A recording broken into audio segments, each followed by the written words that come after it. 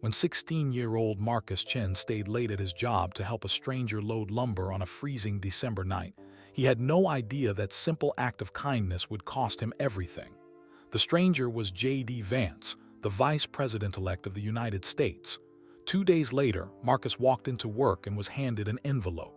"You're fired," his boss said coldly, "for helping him." Marcus's world collapsed. His mother was dying from lupus, with $12,000 in unpaid medical bills. His 12-year-old sister Emma was scared they'd lose their home. The rent was due in 12 days, and Marcus had just lost the only income keeping his family alive. Even worse, his boss called every business in town, making sure no one would hire Marcus anywhere in Springfield, Ohio. For 3 days, Marcus applied to job after job. Every door slammed shut. His family was running out of food. The hospital threatened to stop his mother's life-saving treatment. Marcus lay awake at night, doing math that never added up, watching his family sink deeper into despair. He had done the right thing by helping someone in need, and he was being destroyed for it. Then on the 4th morning, Marcus's phone rang. Washington, D.C. area code. A woman's voice asked careful questions about his firing. Then she said something that made Marcus's heart stop. "The Vice President-elect would like to speak with you." What J.D. Vance told Marcus in that phone call, and what happened the very next day when 3 black SUVs pulled up outside the Chen family's tiny house, would change not just Marcus's life, but an entire community. But the most shocking part, there was something Marcus's boss didn't know when he fired him. Something that was caught on camera that December night. Something that would expose the truth and create a moment that 12 million Americans would watch, cry over, and never forget. Stay with us to discover what happened when Marcus chose kindness over convenience, when a powerful man saw a teenager's character, and when an entire nation learned that doing the right thing isn't always easy, but it's always worth it. This is a true story about character, courage, and how one cold night in Springfield, Ohio reminded America what really matters. The December wind cut through Marcus Chen's thin jacket like a knife as he swept the front steps of Henderson's hardware store. It was 7:45 p.m. on Saturday, December 15, 2024, and Main Street in Springfield, Ohio was nearly empty.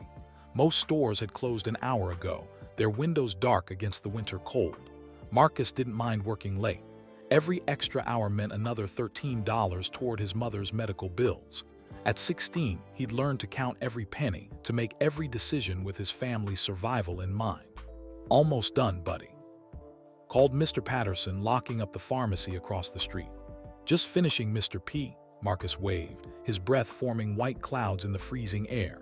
He was pushing the broom back inside when headlights swept across the storefront. A black SUV pulled up to the curb, followed by another. Marcus glanced at his watch. 8 minutes until closing. His boss, Mr. Henderson, had already left for the evening, trusting Marcus with the final lockup. The first SUV's door opened and a tall man in a navy coat stepped out. Even in the dim streetlight, Marcus recognized him instantly. His heart skipped a beat. J.D. Vance, Ohio's U.S. Senator, the Vice President-elect of the United States. Marcus had seen him on the news just last week, attending events in Cleveland and Columbus. The inauguration was only 5 weeks away. What was he doing in Springfield? "Excuse me, son," Vance said, approaching with a warm smile.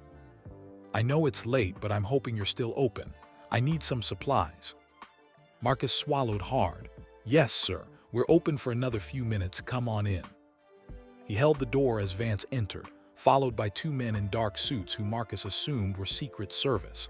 They positioned themselves near the entrance, quiet and watchful. "I apologize for the timing," Vance said, pulling a folded paper from his pocket. "I'm in town doing something personal, building wheelchair ramps for some local veterans. My team gave me a list of materials, but I wanted to pick them up myself. I believe in doing the work, not just talking about it." Marcus felt a surge of respect. "That's really good of you, sir. My mom always says anyone can make promises, but it takes character to keep them." Vance smiled. "Your mom sounds wise. What's your name?" "Marcus Chen, sir." "Well, Marcus, I need your expertise. I'm decent with tools, but I'm not a contractor." For the next 20 minutes, Marcus helped Vance select lumber, screws, brackets, and concrete anchors. They talked as they worked, and Marcus found himself relaxing. Vance asked questions, not political ones, but real ones. Where did Marcus go to school? What did he want to do after graduation? I want to be an engineer, Marcus said, loading 2x4s onto a cart. I'm good at math and physics. I like figuring out how things work, how to build things that help people. That's a noble goal, Vance said. Ohio needs more engineers. Are you planning on college? Marcus's smile faded slightly. I'm trying to save money. My mom, she's sick, lupus. She can't work right now and the medical bills are pretty rough. I work here 25 hours a week, but it's not quite enough for college and everything else. He hadn't meant to say all that. It just came out. Vance stopped pushing the cart and looked at Marcus directly. I'm sorry about your mother. That's a heavy burden for someone your age. I don't mind, sir. She's my mom. And I have a little sister, Emma. She's 12. Someone's got to take care of them. You're a good son, Vance said quietly. Your mother raised you right. They continued loading materials into the cart. The store felt different with just the two of them and the silent agents, intimate, almost peaceful. Outside, snow had begun to fall, soft flakes drifting past the windows. At the register, Marcus rang up the order. Total is $84,732. Vance handed him a credit card. As Marcus processed the payment, Vance said, Marcus, can I ask you something? Sure. Why are you still here? You could have closed at 8, turned me away, gone home to your family. Marcus thought about it. Because you needed help, and because, he paused, choosing his words carefully. My mom taught me that when someone needs something and you can provide it, you do. Doesn't matter if it's convenient, doesn't matter who they are, you just help. Vance was quiet for a moment. Your mother taught you well. After the payment processed, Marcus helped load the materials into the SUV. It took 3 trips, carrying heavy lumber through the snow. His arms ached, but he didn't complain. One of the Secret Service agents offered to help, but Marcus shook his head. I've got it, sir. It's my job. When everything was loaded, Vance reached for his wallet. Let me give you something for staying late. No, thank you, sir. I was just doing what anyone should do. Not everyone would, Vance said. Trust me on that. He extended his hand and Marcus shook it. Vance's grip was firm, warm. Can I take a picture with you? Vance asked. I'd like to remember this. Marcus nodded, surprised and honored. One of the agents took out a phone and snapped a photo, Marcus and the vice president-elect, standing in front of Henderson's hardware store, snow falling around them. Thank you, Marcus, Vance said, for the help, for the conversation, and for reminding me what good people look like. I mean that. Thank you for building ramps for veterans, sir. That's real service. Vance climbed into the SUV. Just before closing the door, he looked back. Marcus, I'm going to remember you. People like you, that's why I do this work. Don't give up on that engineering dream. I won't, sir. The SUVs pulled away, red taillights disappearing into the snowy night. Marcus stood on the sidewalk watching them go, feeling something he hadn't felt in months, hope. Not because he'd met someone famous, but because someone important had treated him like he mattered, had listened, had cared. He locked up the store, double-checking the doors and windows like Mr. Henderson had taught him. As he walked to the bus stop, he passed his reflection in a darkened store window. He looked the same worn jacket, same tired eyes, same worried expression he wore most days. But inside, something felt different, lighter somehow. He couldn't wait to tell his mom about this night. Marcus didn't notice the light still on in Mr. Henderson's second-floor office. Didn't see his boss standing at the window, cell phone pressed to his ear, watching Marcus walk away. Didn't hear Henderson's angry voice. I don't care what time it is. I need you to listen. That Chen kid just spent the last hour helping him. Yes, Vance. In my store after hours on my time. No, this ends Monday. I want him gone. The light clicked off. Snow continued to fall on Main Street, covering everything in white, fresh, clean, innocent. By Monday, everything would change. Marcus arrived at Henderson's Hardware at 3:55 p.m. on Monday, December 17th, 5 minutes early as always. The weekend had passed in a happy blur, his mother's face lighting up when he told her about meeting J.D. Vance, his little sister Emma asking 100 questions about what the vice president-elect was really like. Was he nice, Marcus? Did he shake your hand? Did you get a picture? Marcus had shown her the photo on his phone, the one Vance's agent had texted him. Emma had squealed with excitement, immediately posting it on her social media with the caption, "My brother met the VP-elect. So proud." His mother had hugged him tight. "You did good, baby. You showed him what kind of young man you are." Now pushing through the hardware store's front door, Marcus felt almost light. Maybe things were looking up. Maybe kindness really did come back around, like his mom always said. Mr. Gerald Henderson stood behind the front counter, arms crossed over his chest. He was a thick-shouldered man of 58, with gray hair and a permanent scowl that deepened the lines around his mouth. The Henderson family had owned businesses in Springfield for 3 generations. Gerald wore that legacy like armor. "Mr. Chen," Henderson's voice was ice cold. "My office now." Marcus's stomach dropped. He'd never heard that tone before. In the 6 months he'd worked here, Mr. Henderson had been distant but fair, never warm but never hostile either. "Yes, sir." Marcus followed him to the small office at the back of the store, past the paint aisle and tool section. His mind raced. Had he made a mistake on Saturday's register? Left something unlocked? Henderson closed the door and sat behind his cluttered desk. He didn't offer Marcus a seat.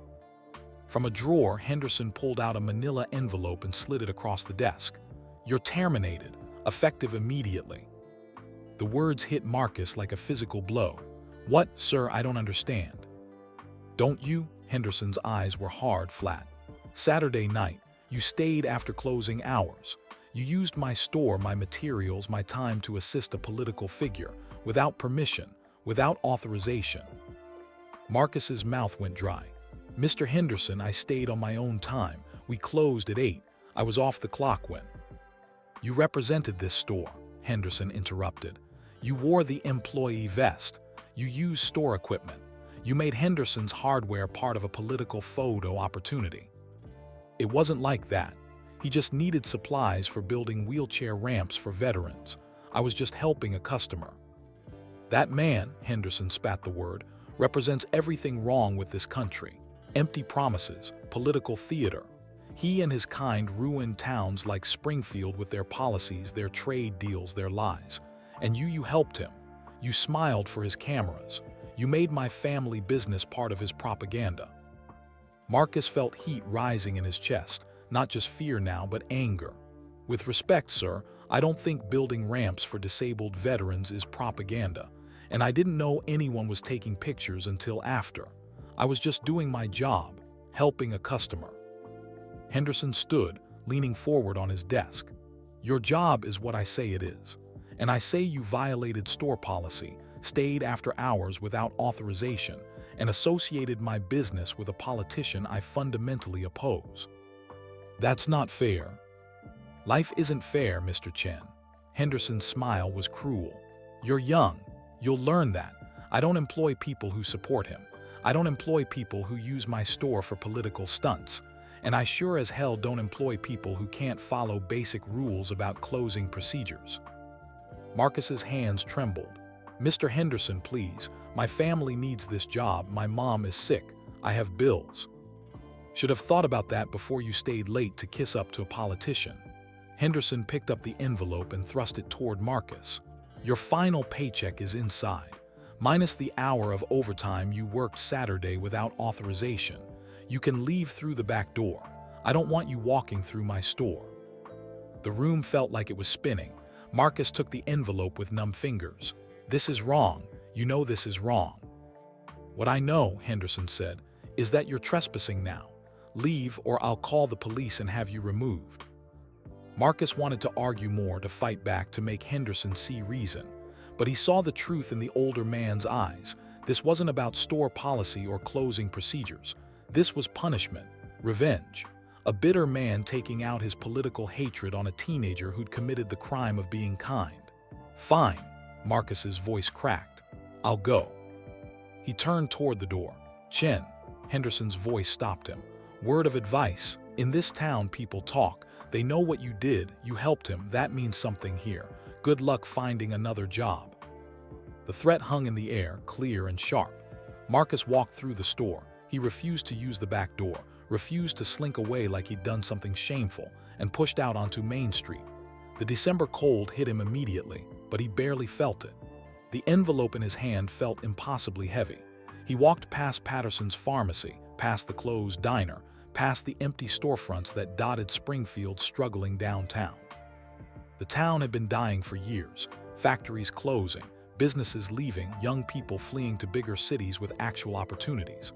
Marcus had always planned to stay, to build his life here, to take care of his family, to maybe, someday, help rebuild what had been lost. Now he wondered if Springfield had any room for him at all. The bus stop was 3 blocks away. Marcus sat on the cold metal bench and opened the envelope with shaking hands. His final paycheck, $31,247 minus the unauthorized overtime. 1 hour at time and a half, $1,950. Henderson had docked him. $29,297. Rent was due in 12 days, $950. His mother's medication refill was due Friday, $147. Utilities were overdue, $230 with a shut-off notice for next week. Groceries, they had maybe 4 days of food left. The math was simple and brutal. They were going to lose everything. Marcus pressed his palms against his eyes, willing himself not to cry on a public bench. He was 16 years old. He was supposed to be worried about algebra homework and basketball tryouts and whether Sarah Martinez from his history class liked him back. Instead, he was worried about whether his family would be homeless by New Year's. The bus arrived. Marcus climbed on, showed his student pass, and slumped into a seat near the back. Through the dirty window, he watched Springfield roll past, the town that had just told him he wasn't welcome. His phone buzzed. A text from Emma. "Mom wants to know what time you'll be home for dinner. She made your favorite chicken and rice." Marcus closed his eyes. How was he going to tell them? The bus dropped him at the corner of Maple and 5th. Their rental house was halfway down the block, a small, tired-looking place with peeling paint and a sagging porch. But it was home. It was safe, for now. Marcus climbed the porch steps slowly, each one feeling heavier than the last. Through the window, he could see the warm light of the living room, could hear the TV playing. Normal sounds, normal life. He opened the door. His mother sat on the couch, still in her pajamas. She had good days and bad days, and today looked like a bad one. Her face was pale, her hands shaking slightly. Emma sat beside her, holding her hand. Linda Chen looked up as Marcus entered. Her eyes were red from crying. In her lap was a letter. Even from across the room, Marcus could see the hospital logo at the top. "Marcus," his mother's voice broke. "Baby, I don't know how to tell you this." Emma's face was streaked with tears. Marcus dropped his backpack, dropped the envelope with his final paycheck. What happened? His mother held up the letter with trembling hands. "The hospital, they're demanding payment, full payment, $12,000 in outstanding bills, or they're discontinuing my treatment." The room tilted. "They gave me 30 days, Linda whispered. 30 days to pay or—" She couldn't finish the sentence. Marcus crossed the room and took the letter. The words blurred together, but the numbers stood out clear and sharp. $1,234,789 due by January 16, 2025, after which all services would be terminated and the account sent to collections. Without treatment, without her medication, his mother had maybe 6 months, maybe less. Marcus sank onto the couch beside her, and Emma put his arms around both of them. "We'll figure it out," he heard himself say. "I'll find a way, I promise." But the envelope on the floor, the one with $29,297 inside, his last paycheck from a job he'd just lost, seemed to mock him. How do you find $12,000 when you can't even find $13 an hour? Emma looked up at him with those big, trusting eyes. "You always figure things out, Marcus. You're the smartest person I know." Marcus held his family and said nothing, because for the first time in his life he had no idea how to fix this. Outside, the December wind howled, and Monday, which had started with hope, ended in despair. Marcus didn't sleep Monday night. He lay in his small bedroom, barely bigger than a closet, staring at the water-stained ceiling, listening to his mother cough in the next room. Each cough felt like a knife in his chest. Tuesday morning arrived gray and cold. Marcus got Emma ready for school, making her toast with the last of the peanut butter. She was quiet, her usual morning chatter gone. She knew. At 12 years old, she understood that their family was drowning. "Is Mom going to be okay?" Emma whispered as Marcus walked her to the bus stop. "Yes," Marcus lied. "I'm going to fix this." Promise. Marcus looked down at his little sister, her too-big coat from the thrift store, her shoes with the worn-out soles, her hopeful face. I promise. He watched her board the bus, then walked back home. His mother was asleep, exhausted from another restless night. Marcus sat at the kitchen table and spread out their bills like a general planning a battle he couldn't win. Rent, $950 due December 29th, 12 days away. Hospital bill, $1,234,789 due January 16th, 30 days away. Electric and gas, $230 overdue, shut-off notice for December 27th. Water, $67 due December 31st. Phone, $85 due January 1st. His mother's current prescription refills, $147 needed by Friday, December 21st. Groceries, maybe $100 needed just to get through the next 2 weeks. Total immediate need, approximately $13,979. Marcus's savings account, $340. His final paycheck, $29,297. Total available, $63,297. He was short $1,334,603. The numbers swam before his eyes. Even if he found a job today, which seemed impossible, and even if they paid him under the table immediately, which wouldn't happen, he'd make maybe $500 before rent was due. It wasn't enough. It would never be enough. Marcus opened his laptop, a 5-year-old model that took 3 minutes to boot up, and started searching for jobs in Springfield. He filled out online applications for McDonald's, Burger King, Walmart, Dollar General, the gas station on Highway 68, the grocery store, the car wash. By noon, he'd submitted 11 applications. By 2 p.m., he'd received 3 rejection emails. At 3 p.m., his phone rang. The grocery store manager, Mrs. Palmer. Marcus, honey, I saw your application. I'm so sorry, but we just filled our last position. Plus, she hesitated. I heard what happened at Henderson. Gerald called around town yesterday. He's telling people you're unreliable, that you violated store policy. I'm sorry, sweetheart. I wish I could help. Marcus thanked her and hung up. His hands were shaking. Henderson wasn't just punishing him. Henderson was destroying him, making sure no one in Springfield would hire him. At 4 p.m., another call. The Dollar General assistant manager, Mr. Brooks. Look, kid, I'm going to be straight with you. Your application is fine. But Gerald Henderson is a major supplier for our store. He called the district manager, said if we hire you, he'll pull his business. We can't afford that, I'm sorry. Marcus barely remembered saying goodbye. By 6 p.m., 8 of his 11 applications had been rejected. The other 3 hadn't responded at all. His mother woke up around dinner time. Marcus heated up canned soup, one of 6 cans they had left in the pantry. They ate in silence, the elephant in the room too big to ignore. I'll get another job, Marcus finally said. I'm applying everywhere. Linda set down her spoon. Her hand trembled. Baby, I need to tell you something. Mom. No, listen. I've been thinking about this all day. She took a shaky breath. I'm going to stop my treatments. We'll use whatever money we have for rent and food. You and Emma need a roof over your heads more than I need. No, Marcus's voice was sharp. Absolutely not. Don't even say that. Marcus. Mom, without treatment, you'll die.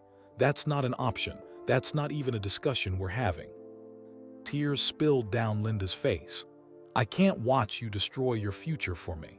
You should be thinking about college, about your life, not working yourself to death trying to pay my medical bills. My future means nothing if you're not here. Marcus grabbed her hand. We'll figure this out. There has to be a way.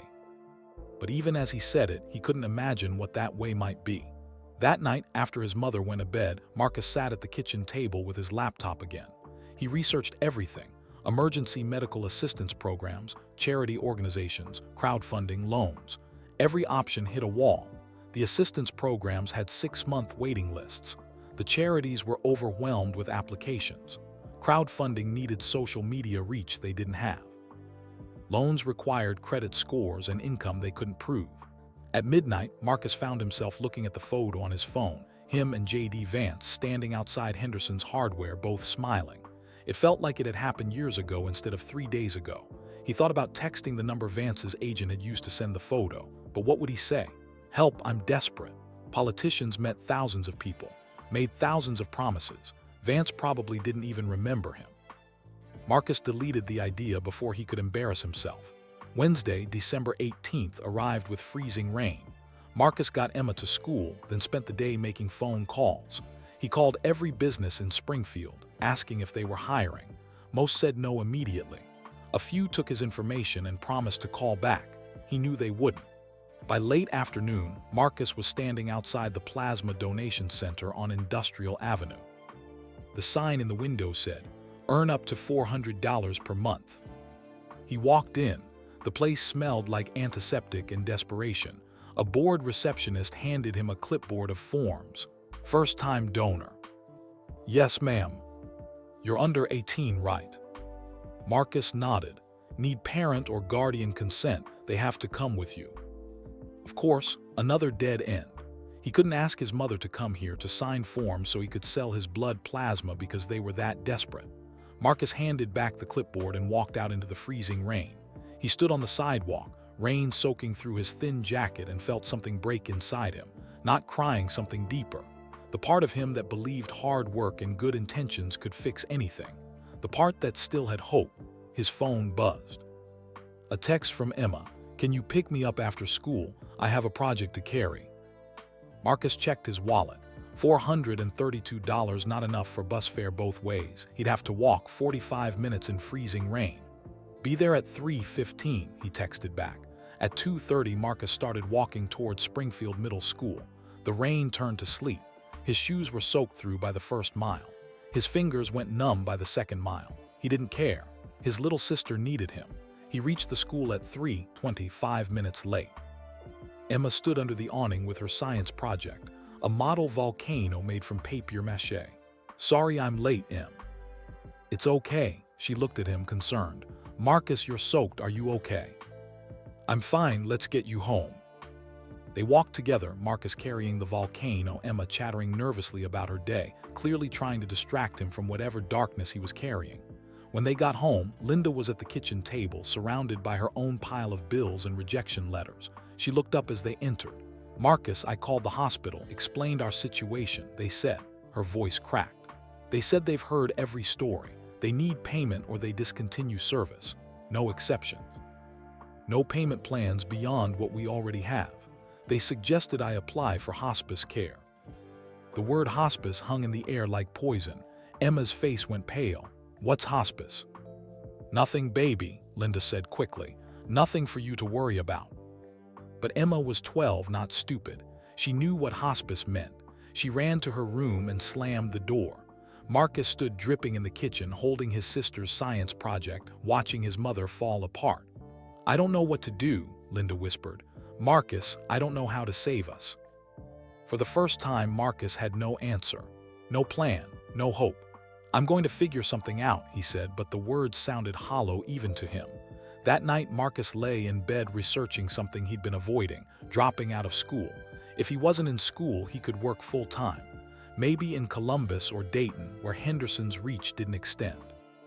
40 hours a week at minimum wage, $1,250 in Ohio, would be $500 a week, $2,000 a month before taxes. It still wouldn't be enough for everything, but it would be something more than nothing. He was reading Ohio's dropout laws when his phone rang at 9:47 p.m., unknown number, area code 202, Washington, D.C. Marcus's heart jumped into his throat. He answered on the second ring. Hello. Is this Marcus Chen? A professional woman's voice, crisp and efficient. Yes, ma'am. This is Sarah Mitchell calling from Vice President-elect J.D. Vance's transition office. Marcus sat up so fast he nearly dropped the phone. Yes. Mr. Chen, I'm calling about an incident that was brought to the Vice President-elect's attention. Is it true you were recently terminated from your position at Henderson's hardware store? Marcus's mouth went dry. How did they know? Yes, ma'am, on Monday. And can you tell me the reason given for your termination? They said I stayed after hours without authorization and used store resources for political purposes. By helping the Vice President-elect on Saturday evening. Yes, ma'am. There was a pause. Marcus could hear typing in the background. "Mr. Chen, can you hold for a moment? The vice president-elect would like to speak with you directly." "He what?" "Please hold." Classical music played in Marcus's ear. His hands were shaking so badly he had to grip the phone with both hands. This couldn't be real. This had to be a prank or a scam or something. Then the music stopped. "Marcus." J.D. Vance's distinctive voice came through, warm and concerned. "Son, I heard what happened. I need you to tell me everything. Don't leave anything out." And Marcus did. The whole story poured out of him. The firing, Henderson's threats, the blacklisting around town, the hospital bills, his mother's diagnosis, Emma's fear, the impossible math, the dying hope. He tried to keep his voice steady but failed. By the end, he was crying quietly, standing on his small porch in the December cold, telling a stranger everything because what else did he have to lose? Vance was silent for a long moment after Marcus finished. Then, "Marcus, I need you to trust me." "Can you do that?" "Yes, sir. Something is going to happen tomorrow. I can't explain what because it's still being arranged, but I need you to be home at 10 a.m. All three of you, your mother, and Emma. Can you do that?" "Yes, but..." "No questions yet, just trust me. Be home tomorrow at 10, and Marcus." "Yes, sir." "What Henderson did to you, that's not going to stand. What he tried to destroy, we're going to rebuild it, better than before. Do you believe me?" Marcus wanted to. God, he wanted to, but he'd learned that hope was a dangerous thing. "I want to believe you, sir." "That's enough for now. Get some sleep. Tomorrow everything changes." The line went dead. Marcus stood on his porch, phone in hand, frozen by more than just the cold. Could this be real? Or was hope just setting him up for another fall? Marcus barely slept Wednesday night. Every time he closed his eyes, he replayed the phone conversation. J.D. Vance's voice, warm and concerned. "Tomorrow, everything changes."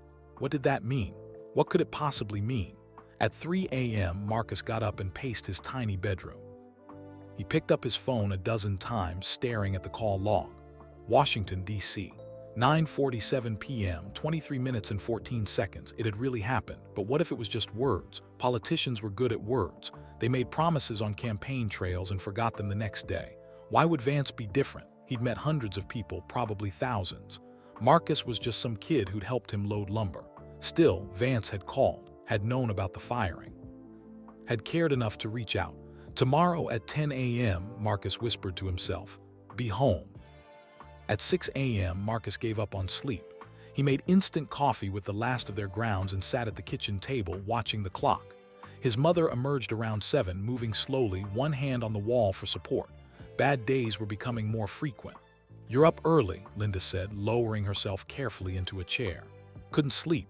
Marcus poured her coffee. "Mom, something happened last night. Something weird." He told her about the call, about Sarah Mitchell and J.D. Vance, about being told to stay home this morning.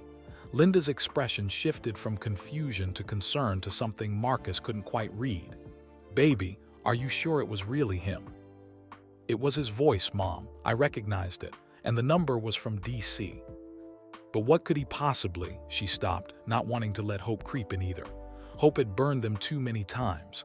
"I don't know, but he said to be home at 10, all three of us. Emma has school. I think maybe she should stay home today." Linda studied her son's face, saw the desperate hope there fighting against fear of disappointment. "Okay, we'll wait together." Emma was thrilled to stay home from school, at least until Marcus explained they were waiting for something important. Then she got nervous, reading the tension in both her mother and brother. At 9:30, the three of them sat in their small living room. Marcus had cleaned frantically that morning, vacuuming, dusting, straightening, making their tired little house as presentable as possible. For what, he didn't know. 9:45. Marcus stood at the window, watching Maple Street. A few neighbors were outside. Mrs. Rodriguez watering her plants despite the December cold, Mr. Johnson walking his dog, kids riding bikes even though school was in session. Normal day, normal street. 9:52. Emma sat on the couch next to their mother, bouncing her leg nervously. "What if nothing happens?" "Then we'll figure out tomorrow," Linda said, but her voice wavered. 9:58. Marcus's heart hammered against his ribs. This was stupid. He'd gotten their hopes up for nothing. It had probably been a prank call, some cruel joke, someone who'd seen Emma's social media post and decided to. 3 black SUVs turned onto Maple Street. Marcus's breath caught. "Mom." Linda stood, moving to the window. Emma jumped up beside them. The vehicles moved slowly down the street, clearly looking for an address. Neighbors started noticing, stepping onto porches, pointing. The lead SUV stopped in front of the Chen house. "Oh my God," Linda whispered. The passenger door of the first vehicle opened. A tall man in a navy coat stepped out onto their small patch of dying lawn. J.D. Vance, the Vice President-elect of the United States, on their street, at their house. "This isn't happening," Emma breathed. "Marcus, this isn't real." But it was real. More doors opened. Men and women in dark suits, Secret Service, Marcus realized. People with cameras. Someone with professional equipment marked with a major news network logo. Marcus's hands were shaking. "Should we go outside?" I don't know," Linda stammered. She looked down at her pajamas. "I'm not dressed. I look terrible. A knock at the door. Marcus walked to it on legs that felt like rubber. He opened it. J.D. Vance stood on his porch, smiling warmly. "Good morning, Marcus. Thank you for being home. Is your family here?" "Yes, sir. They were all here." "Good. I promise this will all make sense soon. But first," Vance gestured to the street where neighbors were gathering, phone cameras already out. "I need to say something publicly. Would you and your family mind coming outside? You don't have to say anything, just stand with me." Marcus turned to his mother. She looked terrified, still in her pajamas and robe, her hair uncombed. But she nodded. "Give us 2 minutes," Marcus asked. "Of course." Marcus closed the door. "Mom, you should change, put on something." "There's no time, baby, and honestly," Linda touched her hair self-consciously, "I want people to see the truth. This is what we look like. This is who we are." She was right. Putting on a show would be dishonest. They stepped out onto their small porch together, Marcus, Linda in her robe, and Emma clutching her mother's hand. The December morning was cold, their breath forming clouds. At least 30 neighbors had gathered now. Mrs. Rodriguez stood on her lawn, hand over her mouth. The Johnson kids had abandoned their bikes to watch. More people were coming from other streets, drawn by the SUVs and news cameras. Vance stood on the Chen family's small patch of lawn, the house behind him with its peeling paint and sagging gutters. He looked directly at the cameras. "Good morning. My name is J.D. Vance, and in 25 days I'll be sworn in as Vice President of the United States. But this morning, I'm here as a citizen of Ohio, as someone who believes that character still matters in America." The street was silent except for the click of cameras. 4 days ago, I came to Springfield for a personal project, building wheelchair ramps for local veterans. I needed supplies, and I arrived at a hardware store just before closing. The young man working there could have turned me away. Instead, Marcus Chen stayed late, helped me load heavy materials, and refused any compensation for his time. Marcus felt his mother squeeze his shoulder. As we worked, Marcus told me about his dreams, about wanting to be an engineer, about his mother's illness and his little sister, about working to hold his family together while trying to finish high school. I was moved by his character, his work ethic, his selflessness. Vance paused, his expression hardening slightly. 2 days later, Marcus was fired from that job. His employer told him he was terminated for helping me, for staying after hours to assist a customer in need, for being kind to a stranger. Murmurs rippled through the crowd. When I learned this, I was reminded of why I entered public service. Not to make speeches or attend galas, but to fight for people like Marcus. People who do the right thing and suffer for it. People who work hard, care for their families, and get punished for showing basic human decency. Marcus's eyes were burning. This was real. This was actually happening. I've spent the last 18 hours making phone calls, speaking with business leaders, community organizations, and citizens who believe, like I do, that kindness should be rewarded, not punished. Vance turned slightly, gesturing to a woman in a professional suit who stepped forward. "This is Dr. Patricia Williams, president of Ohio State University." The woman smiled at Marcus, kind eyes behind her glasses. She held a leather folder. "Marcus Chen," Dr. Williams said, her voice clear and strong, "on behalf of Ohio State University and a consortium of private donors who were moved by your story, I am offering you a full 4-year scholarship to our engineering program. Tuition, room and board, books, and a living stipend. Everything you need to pursue your dream." Marcus couldn't breathe. His mother made a sound, half sob, half gasp. Emma grabbed his hand. "You don't have to decide today," Dr. Williams continued. "But the offer stands. We believe in investing in character, and you've demonstrated exactly the kind of character we want at our university." The crowd erupted in applause. Mrs. Rodriguez was crying.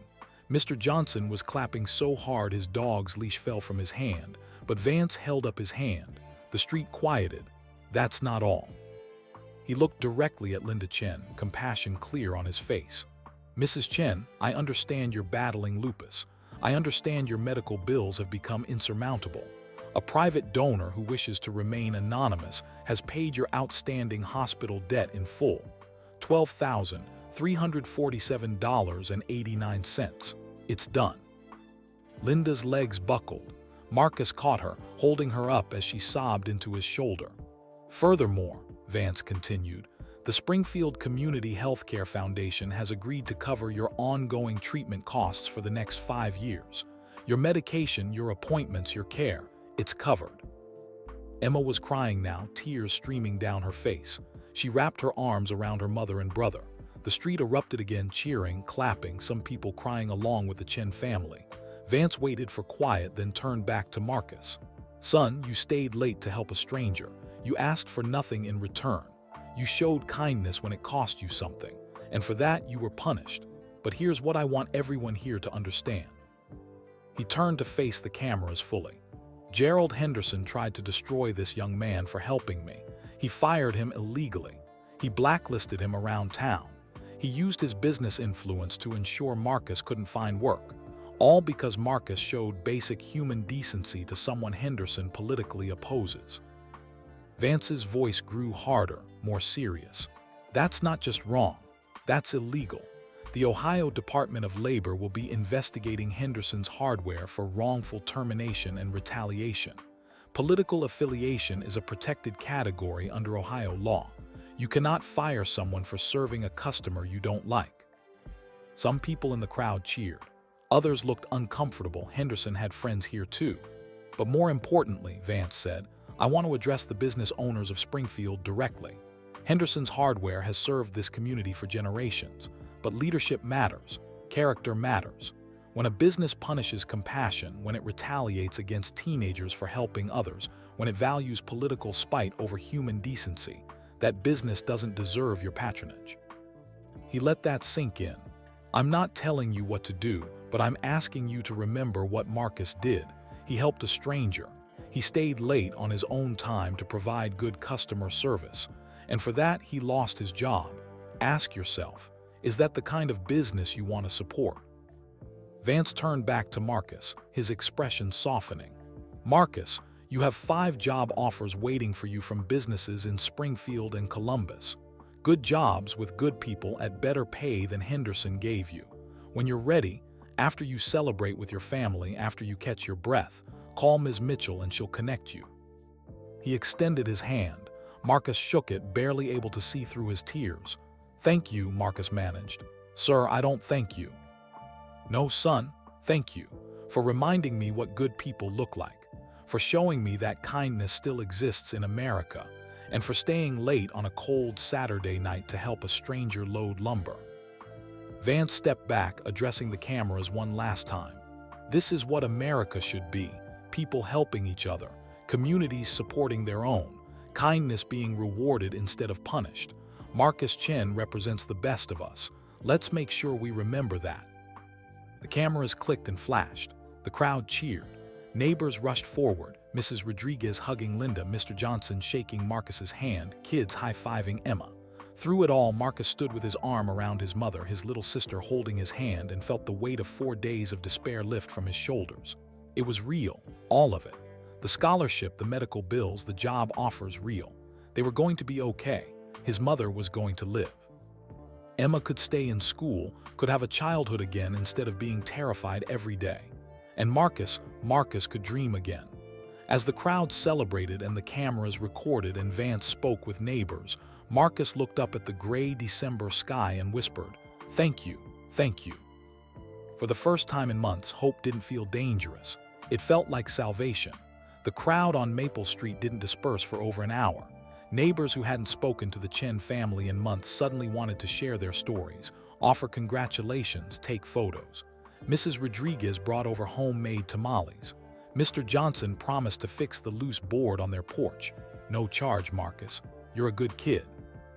Vance stayed for 20 minutes, speaking with residents, shaking hands, taking pictures. Before he left, he pulled Marcus aside on the porch.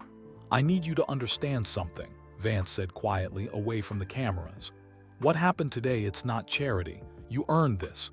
You showed character when it cost you everything. That matters." "Sir, I just helped a customer. I didn't do anything special." "That's exactly why it's special. You didn't think about recognition or reward. You just helped because you could." Vance gripped Marcus's shoulder. "The world needs more people like you. Don't ever lose that." After Vance left, the three SUVs rolling away down Maple Street, Marcus and his family retreated inside. They sat in their small living room, the same room where they'd cried together 48 hours ago, and stared at each other in stunned silence.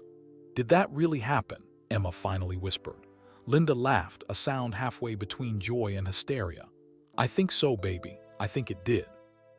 Marcus pulled out his phone. 17 missed calls, 43 text messages. His social media was exploding. The photo of him and Vance had been shared thousands of times. News outlets were requesting interviews. Strangers were sending messages of support and congratulations. Marcus Chen Scholarship, Springfield Kindness Kid, teen fired for helping VP-elect gets justice. The headlines felt surreal. Emma scrolled through her own phone, eyes wide. "Marcus, you're famous, like actually famous. Look, CNN, Fox News, MSNBC, they're all talking about you." "I don't want to be famous," Marcus said, feeling overwhelmed. "I just wanted to help my family." Linda took his hand. "Baby, fame or not, your medical bills are paid. You have a college scholarship. We're going to be okay. For the first time in 2 years, we're actually going to be okay." The reality hit Marcus then, really hit him. His mother wasn't going to die. She'd get her treatments, her medication. Emma could be a kid again, could worry about homework and friends instead of whether they'd have food next week. And he could go to college, could become an engineer, could build the life he'd always dreamed about. Marcus buried his face in his hands and cried deep, shaking sobs of relief and gratitude and exhaustion. His mother held him. Emma wrapped her arms around both of them. They stayed like that for a long time. That afternoon, while his mother rested and Emma did homework, Marcus sat at the kitchen table with his laptop. He needed to understand what had happened, needed to process it all. He searched Henderson's Hardware, Springfield, Ohio. The results were brutal. Social media was destroying Gerald Henderson. People were posting photos of themselves in front of the store with signs. "Closed for business, closed hearts too." Review sites showed dozens of one-star ratings posted in the last few hours. A Facebook group called Boycott Henderson's Hardware had gained 3,000 members. Marcus felt a strange mix of emotions. Henderson had tried to destroy him, had used his influence to ensure Marcus couldn't work in Springfield. Part of Marcus wanted to feel vindicated, to enjoy watching Henderson face consequences. But mostly he just felt sad. Sad that someone could be so bitter, so consumed by political hatred that they'd punish a teenager for being kind. His phone rang. Unknown number, but local this time. "Hello. Marcus, this is Tom Patterson from Patterson's Pharmacy. I just wanted to call and apologize." Marcus remembered.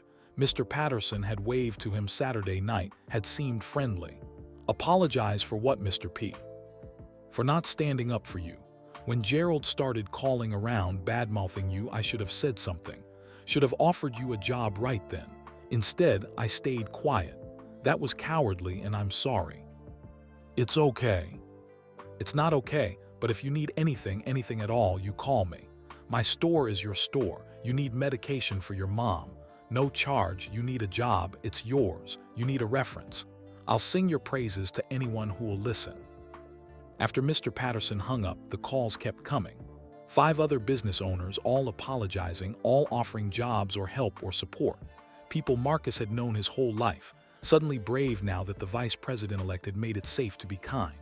By evening, Marcus had received 7 job offers, all better than Henderson's hardware, better pay, better hours, better bosses.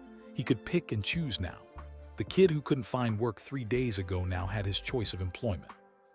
The irony wasn't lost on him. Emma came into the kitchen around 6 o'clock. "Marcus, there are people outside with cameras." Marcus looked out the window. 2 news vans were parked on the street. Reporters stood on the sidewalk, clearly waiting. His phone buzzed. A text from Sarah Mitchell, Vance's transition office. "Media wants interviews, only if you're comfortable, no pressure. You don't owe them anything."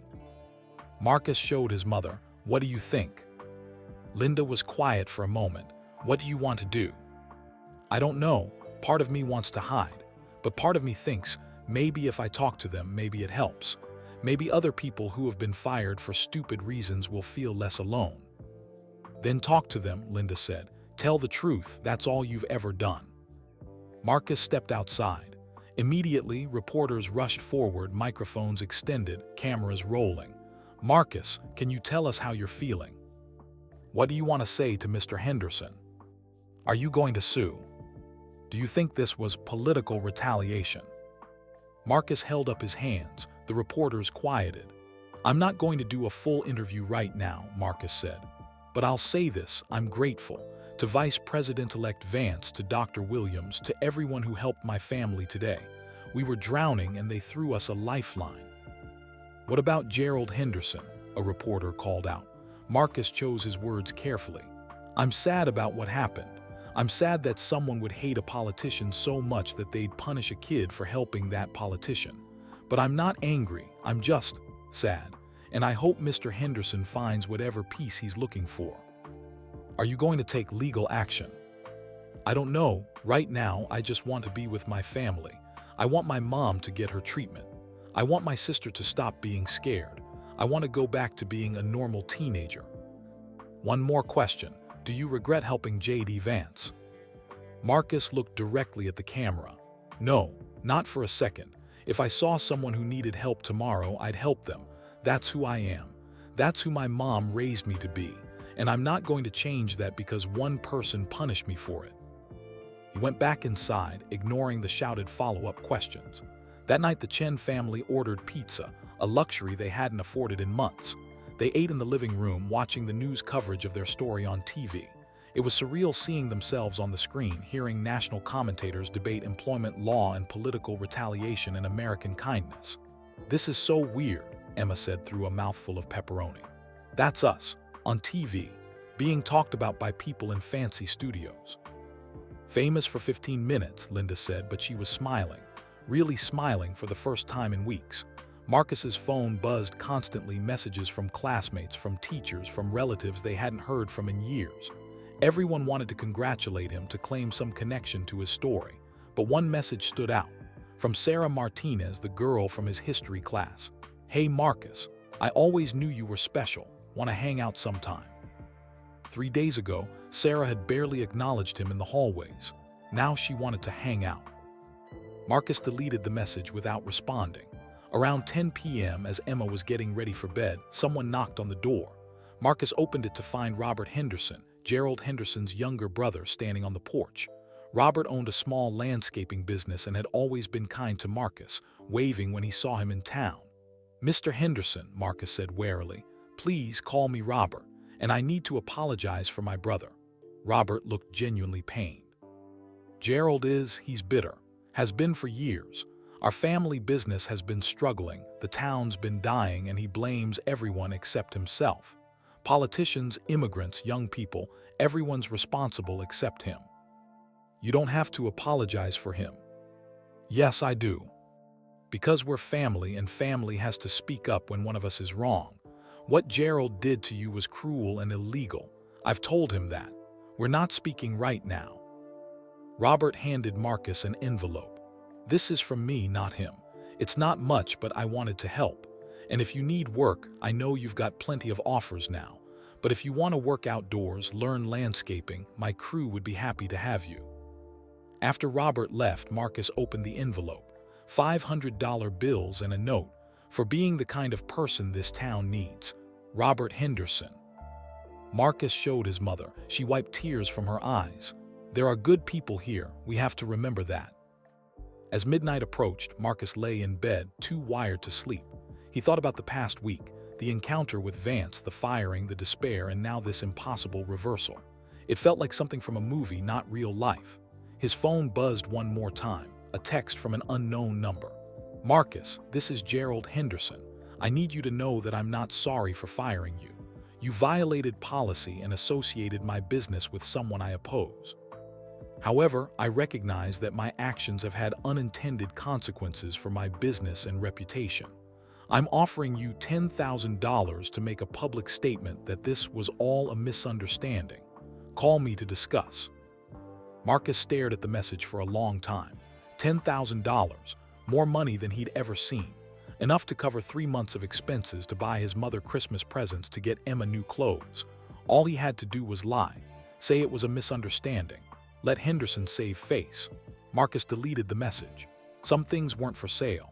He fell asleep finally, around 1 a.m., with his phone buzzing beside him and the sound of his mother's steady breathing in the next room. Thursday, December 20th, the day after everything changed. Marcus woke to sunlight streaming through his window, the first time in months he'd slept past dawn. For a moment he panicked. He'd overslept. He'd be late for school. He'd lose his job. Then he remembered he didn't have a job to lose. He had 7 job offers waiting. His mother's bills were paid. His college tuition was covered. They were safe. Marcus lay in bed staring at the ceiling and let that sink in. Really sink in. They were safe. His mother was going to live. Emma could be a kid again. He could dream again. For the first time in months, hope didn't feel dangerous. It felt like salvation. And somewhere in Springfield, in houses up and down streets just like Maple, other families struggling and scared might see his story and feel just a little less alone. That, Marcus thought, might be the real gift. Not the scholarship or the paid bills or the job offers, but the reminder that sometimes when you're drowning, someone throws you a rope. And sometimes that someone is a stranger you helped load lumber on a cold December night. The morning after felt different. Not just for Marcus, but for all of Springfield. As Marcus walked Emma to the bus stop Thursday morning, insisting she go back to school despite her protests, he noticed the changes. Mrs. Rodriguez waved enthusiastically from her porch. The mailman stopped to shake his hand. 3 different cars honked and drivers gave him thumbs up as they passed. "You're like a celebrity," Emma said, grinning. "This is so cool." "It's weird," Marcus corrected, but he couldn't help smiling. At the bus stop, Emma's friends swarmed her. "Your brother met the vice president. Is it true you're going to be on TV? Can I get his autograph?" Emma beamed, soaking in reflected glory. After the bus pulled away, Marcus walked back home, his phone buzzing constantly with messages. His inbox had over 200 unread emails. One caught his attention. The subject line read, "Documentary permission request, American Kindness Project." Marcus opened it. "Dear Marcus, my name is Jennifer Walsh, and I'm a documentary producer who is working with Vice President-elect Vance on a project we're calling American Kindness. For the past 6 months, we've been filming stories of ordinary Americans performing extraordinary acts of compassion, people who help strangers, who sacrifice for their communities, who embody the best of what America can be. On December 15th, we had a camera crew following the Vice President-elect during his visit to Springfield. We filmed your entire interaction that evening, your conversation while loading supplies, your humility in refusing a tip, your story about your family and dreams. We had already planned to include your segment in the documentary, but after learning about your termination and the circumstances surrounding it, we believe your story has become even more important. We would like your permission to include this footage in our documentary, which will air nationally on January 5th, 2025. This would include the footage from December 15th, as well as footage we captured yesterday morning outside your home. You would, of course, have final approval over how you and your family are portrayed. Please call me at your earliest convenience. Sincerely, Jennifer Walsh, Executive Producer, American Kindness. Marcus read it 3 times. They'd been filming that night. There was video of everything. He called the number immediately. Jennifer Walsh speaking. "Ms. Walsh, this is Marcus Chen. I just got your email about the documentary. Marcus, thank you for calling back so quickly. I imagine you have questions. You were filming that night when I helped Mr. Vance. We had a small crew in a vehicle across the street. We always film Vice President-elect Vance's public interactions for the documentary. We captured your entire conversation, audio and video. Marcus's mind raced. So you have proof that I stayed on my own time, that I was just helping a customer, that there was nothing political about it. We have everything, Marcus. We have you staying after the store closed at 8 p.m. We have the timestamp showing you weren't on the clock. We have your conversation about your family, your dreams, your character. It's all there. Can I see it? Of course. I can send you a rough cut of your segment today, but Marcus, there's something else you should know. Jennifer paused. Marcus heard papers rustling. After you helped Vice President-elect Vance that night, after he left, our camera stayed on the store. We captured Gerald Henderson in his second-floor office window, watching you walk away. We captured him making a phone call. We obviously don't have audio from inside the building, but we have the visual. And we captured him leaving the building 20 minutes later, locking up and driving away. Marcus's breath caught. You have evidence he was there, that he saw everything. We do, and we've already shared this footage with the Ohio Department of Labor as part of their investigation. Henderson claimed in his initial statement that he fired you based on policy violations reported by security footage. But our documentary footage proves he was personally present, watching the entire interaction in real time. He lied. He lied, Jennifer confirmed, and we have proof. That afternoon, Jennifer emailed Marcus a private link to the rough cut of his segment. Marcus sat at the kitchen table with his mother and watched. The footage began with the black SUV pulling up outside Henderson's hardware. Then Marcus appeared on screen, sweeping the front steps. The camera caught the exact moment he recognized Vance, his eyes widening, his posture straightening. "Look how young you look," Linda whispered, touching the screen. They watched Marcus hold the door open, welcoming Vance inside. The camera angle shifted to footage from inside. Apparently, one of the agents had worn a body camera for security purposes. Marcus heard his own voice. "That's really good of you, sir. My mom always says anyone can make promises, but it takes character to keep them." Vance's response, "Your mom sounds wise. What's your name?" The footage showed them working together, loading materials onto the cart. The conversation about Marcus's engineering dreams. The moment Marcus's smile faded when Vance asked about college. "I work here 25 hours a week, but it's not quite enough for college and everything else." On screen, Vance's expression changed, shifting from casual interest to genuine concern. "I'm sorry about your mother. That's a heavy burden for someone your age." Marcus watched himself shrug. "I don't mind, sir. She's my mom. And I have a little sister, Emma. She's 12. Someone's got to take care of them." Beside him, Linda was crying quietly. The footage continued through the entire interaction, loading the SUV, Marcus refusing the tip, the handshake, the photo. Every moment captured in perfect clarity. Then the camera angle changed.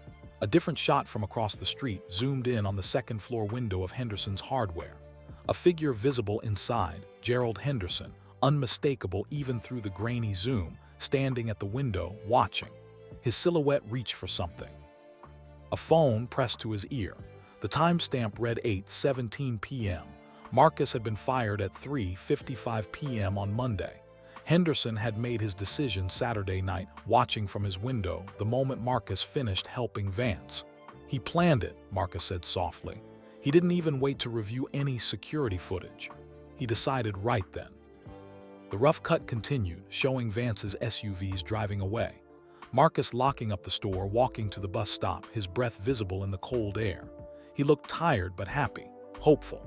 Then Henderson emerged from the store, locked the door, and drove away in his truck. The screen faded to black, then showed new footage. Yesterday morning, the SUVs arriving on Maple Street, the crowd gathering, Vance's speech, Marcus and his family on the porch. The segment ended with Marcus's words to the reporters, "I'm not angry, I'm just sad, and I hope Mr. Henderson finds whatever peace he's looking for." The screen went dark. Marcus sat back, overwhelmed. "That's powerful, baby," Linda said. That's going to touch a lot of people. Marcus's phone rang. Sarah Mitchell from Vance's office. Marcus, have you seen the documentary footage? Just finished watching it. Good. I'm calling because Vice President-elect Vance would like to address the situation more formally. We're planning a press conference for tomorrow, Friday the 21st, at 2 p.m. He wants to publicly discuss what happened to you and announce several initiatives. Would you and your family be willing to attend?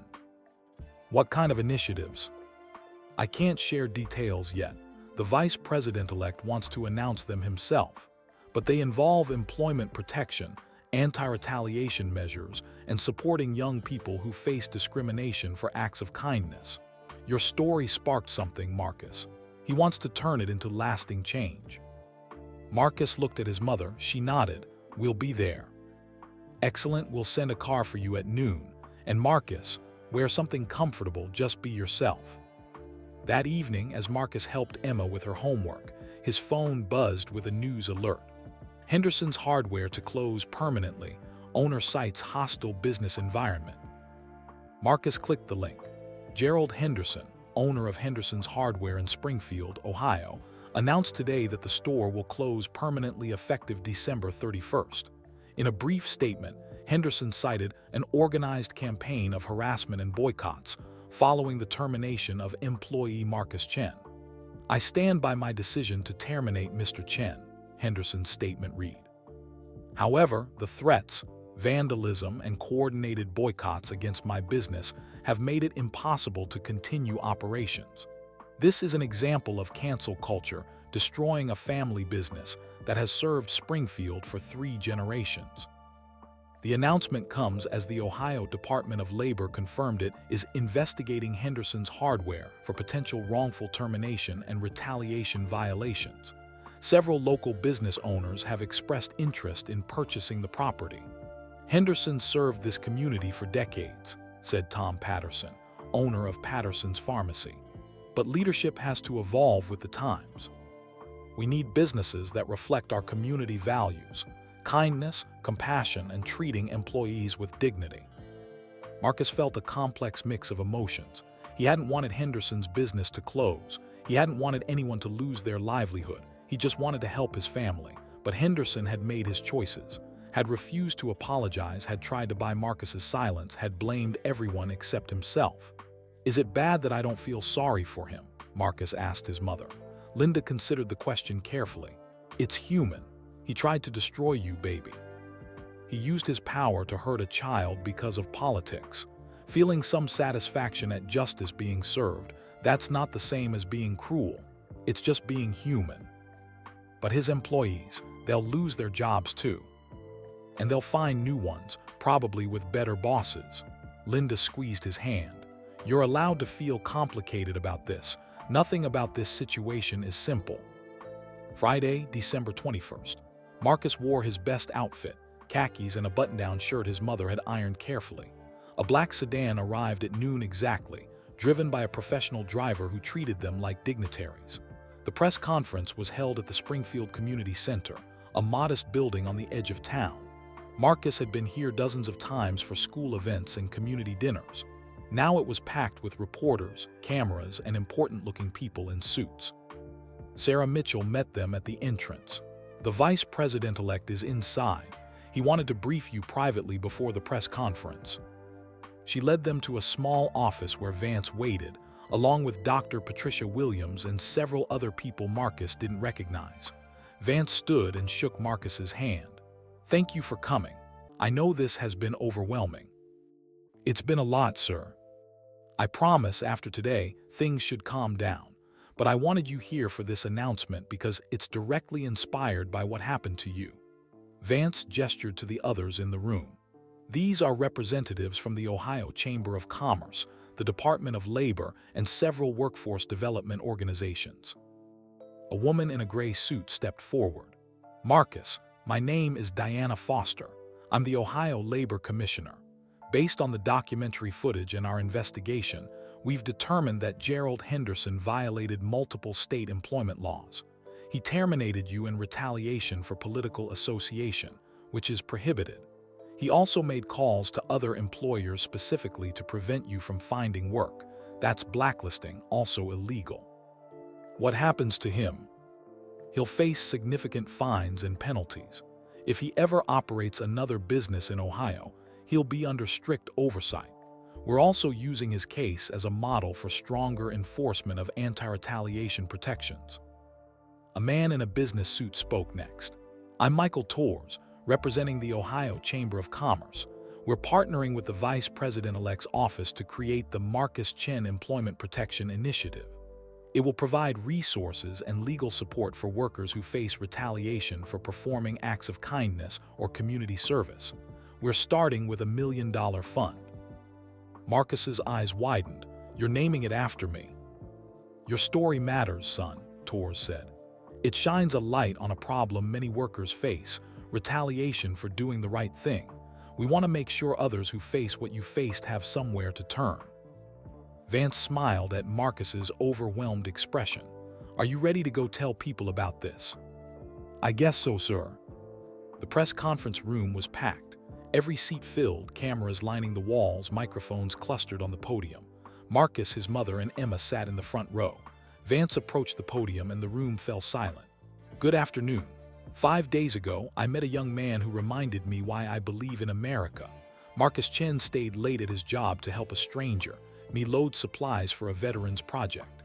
He was kind, hardworking, and humble. 2 days later, he was fired for that act of kindness. Vance paused, letting that sink in. But here's what Gerald Henderson didn't know when he fired Marcus. We were filming that night.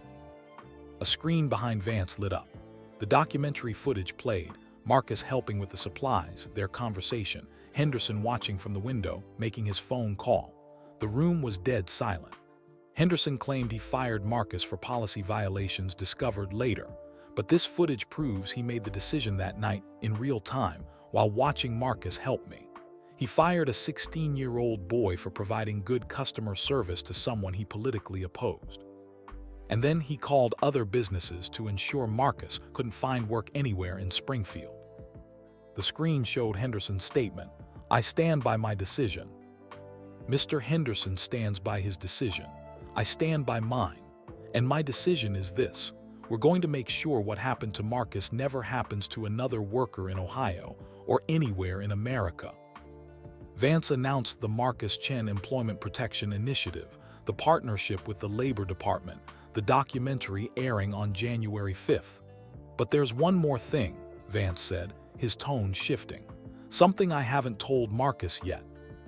Marcus sat up straighter. His mother gripped his hand. Marcus, when you helped me that night, you told me you wanted to be an engineer. You told me about your dreams of building things that help people. Ohio State has given you an incredible scholarship, and I know you'll excel there. Vance smiled. But I also know that college is 4 years away from really starting to make the difference you want to make. So I've arranged something else. This summer, you're invited to participate in a special White House internship program. You'll work with the Department of Transportation on infrastructure projects in underserved communities. You'll see firsthand how engineering and public policy intersect. You'll learn from the best minds in the country. Marcus couldn't breathe. The internship is paid, provides housing in D.C., and counts as college credit. And if you excel, which I believe you will, there's a pathway to continued internships throughout your undergraduate years and potentially a position in civil service after graduation. The room erupted in applause. Marcus stood, tears streaming down his face, and Vance stepped down from the podium to shake his hand. You helped a stranger load lumber, Vance said quietly, for Marcus's ears only. Now we're going to help you build your dreams. That's how this should work. The press conference continued, but Marcus barely heard it. His mother was crying. Emma was bouncing in her seat. Reporters were taking pictures. And Marcus was thinking about that cold Saturday night, sweeping the steps of Henderson's hardware, tired and worried and hopeful. He'd stayed late to help because it was the right thing to do. And somehow, impossibly, the universe had rewarded that kindness 1,000 times over. Not just with scholarships and paid bills, but with opportunity. With purpose. With proof that character still mattered in America. After the press conference, as they posed for photos and answered questions, Marcus caught sight of something on the news feed running on a TV in the corner. Henderson's hardware property sold to Community Cooperative. They'd already moved on. Springfield was already healing. And Marcus was just getting started. The weekend after the press conference felt like living in a dream. Marcus's phone never stopped buzzing, interview requests, congratulations from strangers, messages from reporters wanting follow-up stories. His social media accounts had gone from a few dozen followers to over 50,000 in less than a week. But the real changes were happening in Springfield itself. Saturday morning, December 22nd, Marcus walked downtown to pick up his mother's prescriptions from Patterson's pharmacy. The walk that had felt lonely and hostile just days ago now felt completely different. "Marcus," Mr. Patterson called from behind the counter, his face breaking into a wide smile. "Come here, son. Your mother's medications are ready, and like I told you, no charge." "Mr. Patterson, you don't have to." "Yes, I do. For 2 years, I watched your family struggle. I knew Linda was sick. I knew you were working yourself half to death trying to help, and I did nothing. Let me do something now." As Marcus left the pharmacy, 3 people stopped him on the sidewalk to shake his hand. An elderly woman named Mrs. Chen, no relation, pressed a $20 bill into his palm. "For being a good boy. Your parents raised you right." "Ma'am, I can't accept." "You can and you will. When I was young and struggling, strangers helped me. Now I help you. That's how it works." By the time Marcus reached home, he had $80 in cash that strangers had given him, plus a bag of homemade cookies from the bakery, a gift certificate to the local diner, and 7 business cards from people offering various forms of help. His mother laughed when he showed her. "This town has a short memory for grudges but a long memory for heroes. You're Springfield's hero now, baby." "I'm not a hero, I just helped someone." "That's exactly what makes you a hero." That afternoon, something unexpected happened. Robert Henderson, Gerald's brother, called Marcus. "Marcus, I need to talk to you about the hardware store property. I heard it sold to Community Co-op." "It did. I'm part of that co-op. Along with Tom Patterson, Diana Rodriguez, the Johnson family, and about 30 other Springfield residents. We've pooled our resources to buy the building and reopen it as Springfield Community Hardware." Marcus wasn't sure what to say. That's good." "It is good, but here's why I'm calling. We want you to be part of it." "Me?" "We're setting up the co-op so that employees can become partial owners after a year of work. We want to create something different from what my brother built. A business that values people over politics, that treats workers like family, that serves everyone in the community equally." Robert paused. "We'd like you to cut the ribbon at our grand reopening in January, and we'd like to offer you a position on our youth advisory board. Paid position, just a few hours a month, giving us input on how to create better opportunities for young people in Springfield." Marcus felt overwhelmed. "Why me?" "Because you represent what this business should be. Character, integrity, hard work, service. Those are the values we want to build on, and honestly, having your name associated with us sends a message about who we are." Marcus agreed to think about it. After Robert hung up, Marcus sat on the porch despite the December cold, trying to process everything. A week ago, he'd been fired and blacklisted. Now he was being asked to join a business advisory board. It felt surreal. His phone buzzed. A text from his history teacher, Mrs. Kowalski. "Marcus, can you come to school Monday? Principal Davis wants to see you. Nothing bad, something good, I promise." Sunday, December 23rd, was quieter. The Chen family went to church for the first time in months. Linda had been too weak and Marcus had been too exhausted. Now walking into the small Methodist church on Elm Street, they were greeted like returning heroes. Pastor Williams, no relation to Dr. Patricia Williams, gave a sermon that Marcus realized was partially about him, though his name was never mentioned. "Sometimes we think kindness is weakness," Pastor Williams said from the pulpit. "We think that helping others makes us vulnerable, that doing the right thing will cost us everything. And sometimes it does cost us. Sometimes we suffer for our goodness." He paused, looking out at the congregation. "But the story of faith is that goodness is never wasted. That kindness creates ripples we cannot see. that when we help one person, we change the world in ways we'll never fully understand. After the service, at least a dozen congregation members approached the Chen family. Some offered prayers, some offered help. Mrs. Henderson, Gerald's ex-wife who divorced him 3 years ago, pulled Marcus aside. "I'm sorry for what Gerald did to you," she said quietly. "He wasn't always like this. He used to be kind, believe it or not, but bitterness poisoned him. Don't let that happen to you, Marcus. Stay kind even when it hurts." Monday morning, December 24th, Christmas Eve, Marcus walked into Springfield High School for the first time since the firing. The hallways erupted. "Marcus. Oh my God, it's really him. Can I get a picture?" Students swarmed him, treating him like a celebrity. Teachers smiled and waved. Even the students who'd never spoken to him before suddenly wanted to be his friend. Sarah Martinez from his history class appeared at his locker. "Marcus, I've been trying to reach you. Did you get my texts?" "I've been busy. I was thinking maybe we could hang out over break. I could show you around Columbus. I know you'll be going to OSU in a couple years." Marcus looked at her, perfectly styled hair, designer clothes, calculating smile. A week ago, she wouldn't have given him the time of day. "Thanks, Sarah, but I'm spending break with my family." Her smile faltered. "Oh, okay, well, maybe after." "I don't think so," Marcus said gently but firmly. "I appreciate the offer, though." He walked away, leaving her standing at his locker, confused. In Principal Davis's office, Marcus found not just the principal but also Mrs. Kowalski, the guidance counselor Mr. Reed, and the school superintendent Dr. Chang. "Marcus, sit down," Principal Davis said warmly. "We wanted to talk to you about something important." Dr. Chang spoke first.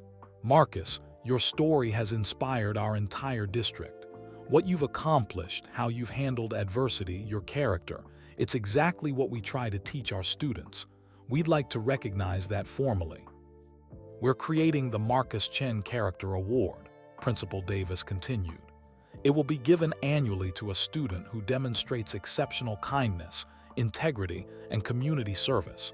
The first recipient will be honored at graduation in May." Mrs. Kowalski added, "We're also establishing a scholarship fund in your name, the Marcus Chen Scholarship for Working Students. It will provide support to students who, like you, are working to support their families while trying to stay in school." "The first scholarship will be $5,000, Dr. Chang said. "We've already raised $20,000 from community donations. People want to help students like you, Marcus. You've shown them it matters." Marcus felt tears building. "I don't deserve all this." "Yes, you do," Mr. Reed said firmly. "You've demonstrated exactly the kind of character we want to cultivate in every student. Let us honor that." That afternoon, as school let out early for Christmas Eve, Marcus walked home through downtown Springfield. He passed the closed Henderson's Hardware, now with a banner across the front. "Reopening soon as Springfield Community Hardware, a co-op owned by our community." He passed Patterson's Pharmacy, where a sign in the window read, "Kindness Matters, inspired by Marcus Chen." He passed the diner where the owner had put up a chalkboard. "Today's special, the Marcus Chen combo, good service at no extra charge." Springfield was changing. Not dramatically, not overnight, but noticeably. People smiled more. Businesses advertised their values. Neighbors talked to neighbors. One act of kindness, Marcus thought, one decision to help a stranger, and somehow it had started changing an entire town. Christmas Day was quiet and perfect. Linda was feeling strong enough to cook, her first time making a full dinner in months. The medications were working, her color returning, her energy improving. She made Marcus's favorite, roasted chicken with potatoes and carrots, homemade rolls, apple pie for dessert. Emma had made them all handmade cards. Marcus's read, "To the best brother in the world, you saved us. I love you forever. Emma." Under their small tree, bought with money from Robert Henderson, were presents none of them could have afforded a week ago. New winter coats from the church community fund. Books for Emma from Mrs. Rodriguez. A new laptop for Marcus from an anonymous donor, probably Patterson or Robert. They ate dinner together, laughing and talking. The fear that had haunted their home for 2 years finally lifted. After dinner, they watched the local news. The lead story was about them. Springfield Family's Christmas Miracle. 1 week after teen fired for kindness, community rallies around Chen family. The segment showed their house, decorated now with lights donated by neighbors. It showed interviews with Springfield residents talking about how Marcus's story had inspired them to be kinder, more generous, more community-minded. It showed Gerald Henderson's closed hardware store, then the new co-op signs going up. One act of kindness, the news anchor said, has reminded Springfield, Ohio, what community really means. And this Christmas, the Chen family has much to be grateful for. The camera showed footage of Marcus walking downtown, people waving and smiling. Marcus Chen is just 16 years old, but his character and courage have inspired not just Springfield, but the entire nation. From losing everything to gaining more than he imagined, this is truly a Christmas miracle. As the segment ended, Marcus turned to his mother and sister. "This is the best Christmas we've ever had." Linda pulled both her children close. "Because we're together, because we're healthy, because we're safe, that's all that matters. And because people care," Emma added. "People are good, Marcus, you proved that." That night as Marcus lay in bed, his phone buzzed with one final message from J.D. Vance. "Merry Christmas, Marcus. I hope you and your family are enjoying this day. You deserve every bit of happiness coming your way. Thank you for reminding me and reminding America what goodness looks like. See you in Washington this summer. JDV." Marcus typed back, "Merry Christmas, sir. Thank you for everything. Thank you for seeing me." The response came immediately. "I didn't do anything, son. You were already worth seeing. I just made sure others saw it too." Marcus set down his phone and looked out his window at Maple Street, decorated now with Christmas lights, peaceful and beautiful. 1 week ago, he'd walked this street in despair, fired and hopeless, watching his family's future crumble. Now everything had changed, not just for him, for his whole community. All because he'd stayed late on a cold December night to help a stranger load lumber. The documentary would air in 11 days. The White House internship would start in 7 months. College was less than 2 years away. His mother was getting treatment. Emma was thriving. But right now, on Christmas night in Springfield, Ohio, Marcus Chen was simply a teenage boy lying in bed, grateful to be alive, grateful to have helped someone, grateful that kindness had mattered after all. The ripple effect continued spreading outward, through Springfield, through Ohio, through the nation. One small act of goodness creating waves of change. And somewhere in America, another teenager was making the choice to help a stranger, inspired by a story they'd seen on the news. Another person was choosing kindness over convenience. Another community was remembering what really mattered. The ripples continued. The kindness spread. The world changed, one person at a time.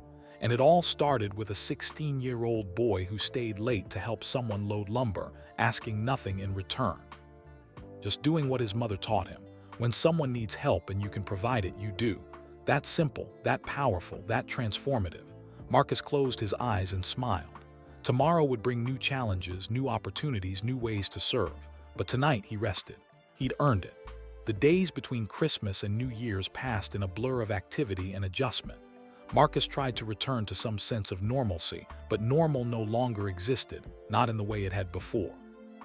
December 27th, Marcus started working at Patterson's pharmacy. Not because he needed the money urgently anymore, but because Tom Patterson had insisted, and because Marcus didn't know how to not work. It felt wrong to simply accept help without contributing something back. "You're stocking shelves for minimum wage when you have a White House internship waiting," Mr. Patterson said, shaking his head with amusement. "Most kids would be taking it easy." "I'm not most kids," Marcus replied, organizing bottles of vitamins alphabetically. "No," Patterson agreed, "you're definitely not." The work was simple, peaceful. Customers came in and recognized him. Some wanted to chat, others just smiled knowingly. Marcus appreciated both reactions. He was getting better at accepting attention without feeling overwhelmed by it. On his first break, Marcus checked his phone. An email from Jennifer Walsh, the documentary producer. "Marcus, final cut of American Kindness is complete. Your segment is the closing piece. We're ending the entire documentary with your story. Preview screening is January 3rd in Columbus if you'd like to attend. Public premiere is January 5th at 8 p.m. EST on PBS. You should know, We've already had advanced screenings for critics and educators. The response has been overwhelming. Your story is resonating with people in ways we couldn't have predicted. Thank you for letting us share it. Jennifer, January 5th, 9 days away. The entire country would see that night at Henderson's Hardware, would hear his conversation with Vance, would witness Henderson's retaliation. Marcus felt nervous and exposed, but also hopeful. If his story could help even one person facing similar circumstances, it would be worth it. December 29th, rent day. For the first time in 2 years, Linda Chen paid rent without anxiety. She had money in the bank, not a lot, but enough. Her medical bills were covered for 5 years. Marcus had income. Emma's school supplies were purchased. I can't remember the last time I didn't feel sick on rent day, Linda told Marcus that evening. They sat at the kitchen table, the rent check written and sealed in an envelope. I used to lie awake every month, adding and re-adding numbers, trying to figure out how to make it work. You don't have to anymore, Mom. Because of you, because you stayed late to help someone. She shook her head in wonder. How does that even make sense? I don't know, but I'm grateful it does. December 31st, New Year's Eve. Springfield held a community celebration in the town square, something they hadn't done in 5 years due to budget cuts. This year, local businesses had pooled resources to bring it back. Marcus attended with his mother and Emma. The square was decorated with lights, a small stage set up for local bands, food trucks offering free hot chocolate and coffee. Robert Henderson found Marcus in the crowd. We're reopening the hardware store on January 6th. I meant what I said about the ribbon cutting. Will you do it? Marcus hesitated. Are you sure? Won't some people think it's, I don't know, exploitative, using my name? Some people will think whatever they want to think, but most people will see it for what it is, a new beginning, a business built on better values, and you represent those values, Marcus. Okay, I'll do it. At midnight, as fireworks exploded over Springfield's small downtown, Marcus stood with his family and watched the sky light up. Emma counted down enthusiastically. Linda held both her children close. New year, new beginning, she whispered. 2025 arrived with hope instead of dread. January 3rd, Marcus and his family drove to Columbus for the documentary preview screening. The theater was packed, local officials, educators, community leaders, and press. Marcus sat in the back, trying to be invisible. The documentary opened with sweeping shots of America, cities and rural towns, mountains and plains, diverse faces and landscapes. A narrator's voice. In a time of division, we sought stories of unity. In a time of cynicism, we sought acts of faith. In a time of isolation, we sought human connection. Over the next 90 minutes, the documentary told 12 stories. A firefighter in Montana who rescued a stranger's dog from a frozen lake. A teacher in Alabama who spent her own money to feed hungry students. A homeless man in Seattle who returned a lost wallet containing $2,000, a group of teenagers in Arizona who rebuilt a vandalized mosque. Each story was beautifully filmed, deeply human, profoundly moving. And then finally the screen showed a familiar image, Henderson's Hardware store at dusk. December 15, 2024. Marcus watched himself sweep the front steps, watched the SUV arrive, watched the entire interaction unfold exactly as he remembered it. But seeing it on screen with cinematic photography and careful editing made it feel different, more significant somehow. The conversation about engineering dreams, his mother's illness, his sister, it all took on new weight. The audience was silent, absorbed. Then the footage showed Henderson in the window, the phone call, the timestamp. The narrator explained what would happen next, the firing, the blacklisting, the desperate situation, cut to footage of the press conference, Vance's speech, the scholarship announcement, the medical bills being paid, Marcus's own voice from that day. I'm not angry, I'm just sad, and I hope Mr. Henderson finds whatever peace he's looking for. The narrator spoke over images of Springfield beginning to change. One act of kindness, one teenager who helped a stranger, one employer who sought revenge, and an entire community that chose to respond with compassion.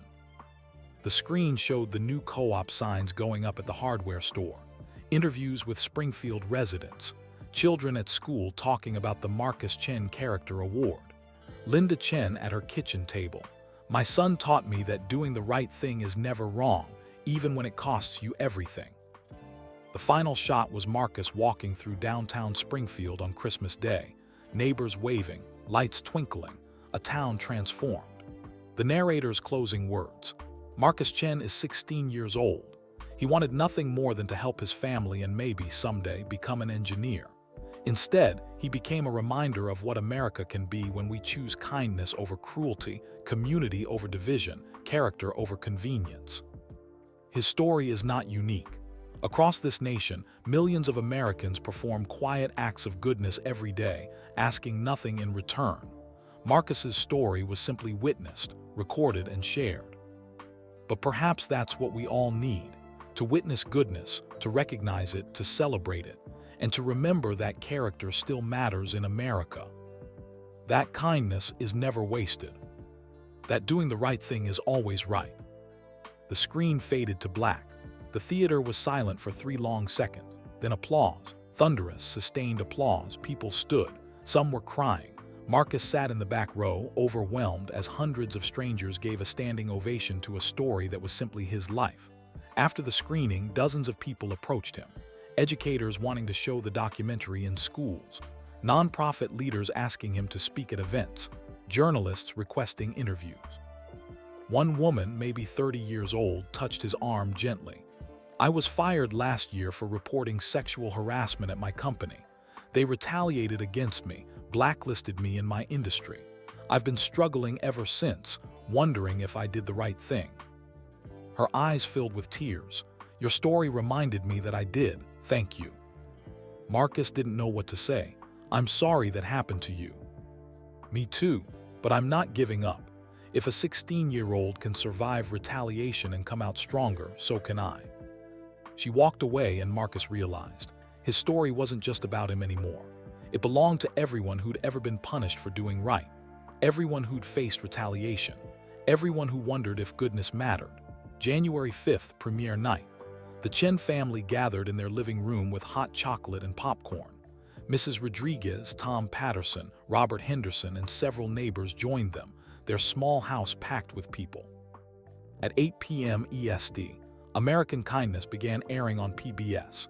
Marcus watched his story unfold again, but this time aware that millions of Americans were watching simultaneously. His phone started buzzing immediately, texts from classmates, from strangers, from people moved by what they'd seen. Social media exploded. #American Kindness and Marcus Chen trended nationally. People shared their own stories of helping strangers, of being punished for goodness, of communities rallying together. By 9:30 p.m., when the documentary ended, Marcus had thousands of new messages. One stood out. From Sarah Mitchell at Vance's office. The vice president-elect is watching from Washington. He wanted you to know, over 12 million viewers tonight. Your story reached 12 million people, Marcus. Well done. 12 million people had watched him sweep those steps, help that stranger, lose his job, and find redemption.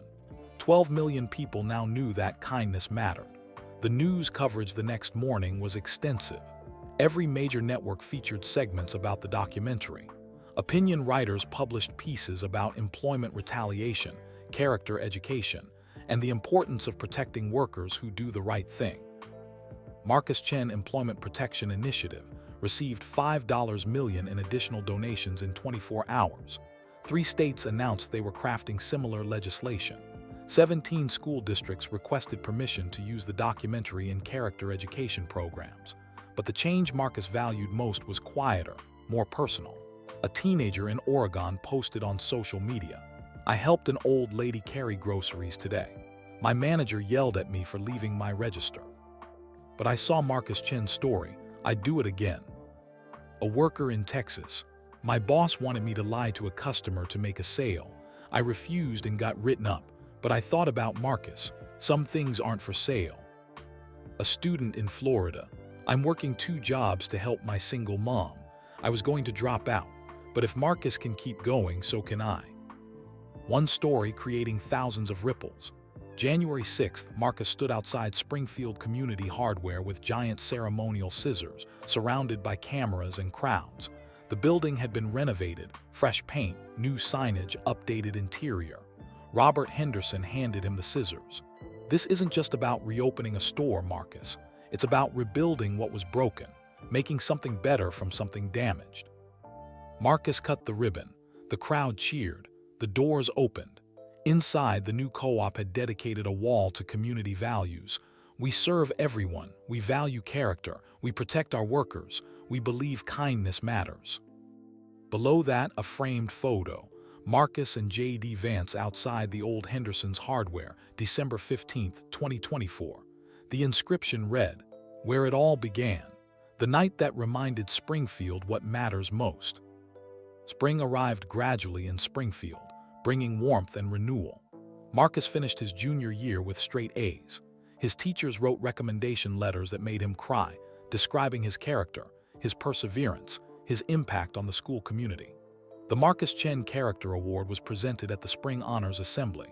The recipient was a quiet girl named Aisha Mohammed, who'd organized a coat drive for homeless veterans and tutored struggling students after school without pay.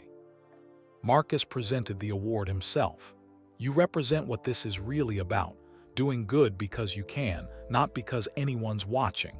I'm honored to give you this." Aisha hugged him, whispering, "You inspired me, thank you." Linda Chen's health continued improving. By April, she was working part-time at the Springfield Public Library, a job she loved, shelving books and helping patrons. Her lupus wasn't cured, but it was managed. She had energy again, color in her cheeks, hope in her eyes. Emma was thriving. She joined the school robotics club, made new friends, and stopped having nightmares about losing their home. She was 12 years old and finally got to be 12, worried about school projects and birthday parties, not survival. May brought graduation for Springfield High School seniors. Marcus attended the ceremony, watching students he'd known walk across the stage. During the speeches, Principal Davis mentioned him. "This year, our school learned something important from one of our juniors." Marcus Chen reminded us that character matters more than popularity, that kindness matters more than convenience, and that doing the right thing is never wrong, even when it costs us everything. Graduating seniors stood and applauded Marcus in the audience. He felt embarrassed but grateful. After the ceremony, Dr. Patricia Williams from Ohio State found him. "Marcus, I wanted to update you personally. Your scholarship has generated interest from other donors. We've established the Marcus Chen Scholars Program, full rides for 20 students annually who demonstrate extraordinary character and community service. You've created a legacy before you've even arrived on campus. 20 students every year. Every year because of you, because of what you represent." June arrived with heat and humidity. Marcus prepared for his White House internship, buying professional clothes with money he'd saved from working at Patterson's Pharmacy. He'd be leaving for Washington, D.C. on June 15th for a 10-week program. The night before he left, Springfield held a send-off dinner at the community center. Over 200 people attended, neighbors, teachers, business owners, friends. Tom Patterson gave a speech. Marcus Chen could have become bitter. He could have let Gerald Henderson's cruelty poison him. Instead, he chose grace. He chose forgiveness. He chose to keep being kind even after kindness hurt him. That's the lesson he's taught us.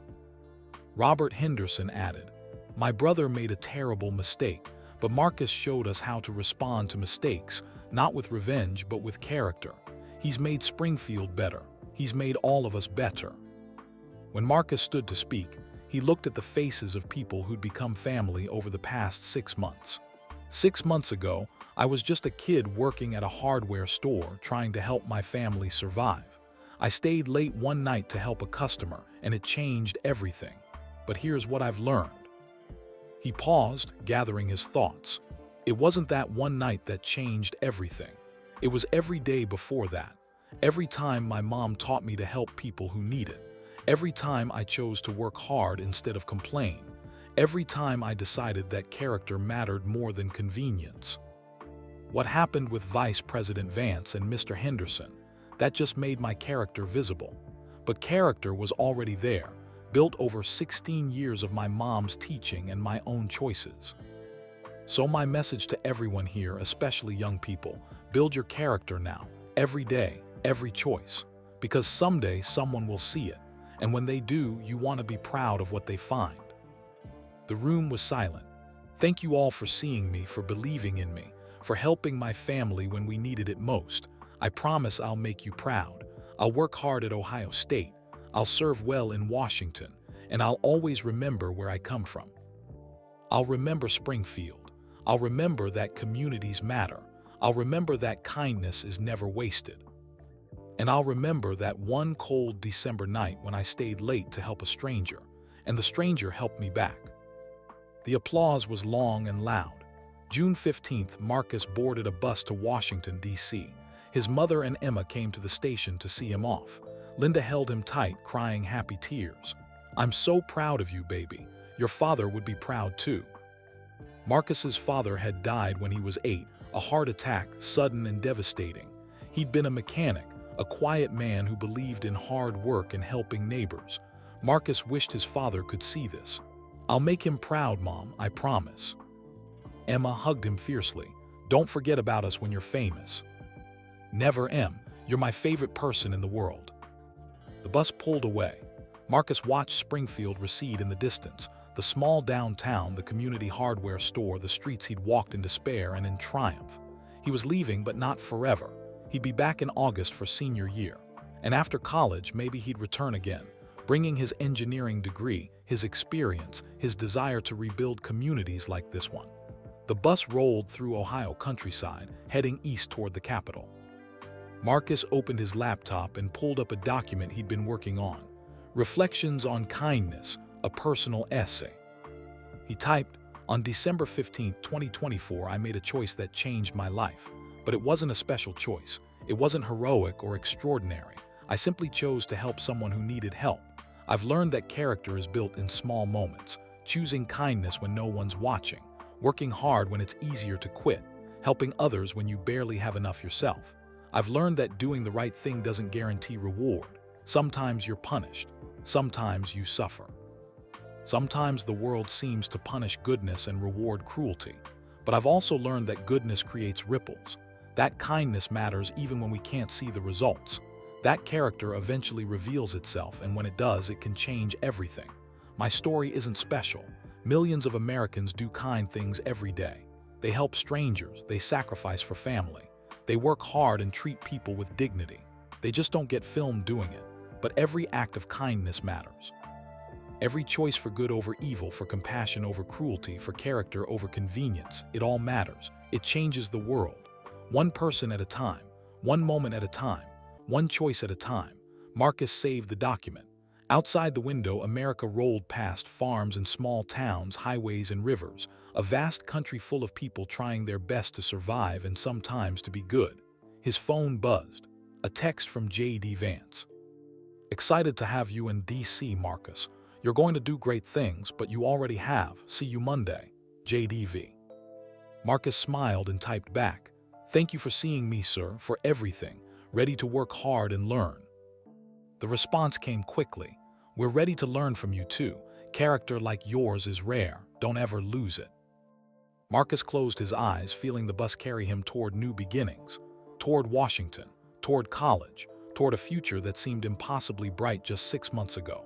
He thought about that December night, about choosing to stay late, about helping a stranger with no thought of reward. He thought about his mother's teaching, when someone needs help and you can provide it, you do. That simple wisdom had saved his family, transformed his community, and reminded a nation what goodness looked like. Marcus Chen, age 16, was just getting started, but he'd already changed the world, one act of kindness at a time. And somewhere in America, another teenager was making the same choice, to help a stranger, to do what's right, to be kind even when it cost them something. The ripples continued. The kindness spread. The world changed, because character still mattered in America, and it always would. So that's how Marcus Chen's one act of kindness changed everything. From being fired and losing hope to receiving a college scholarship, paid medical bills, and a White House internship.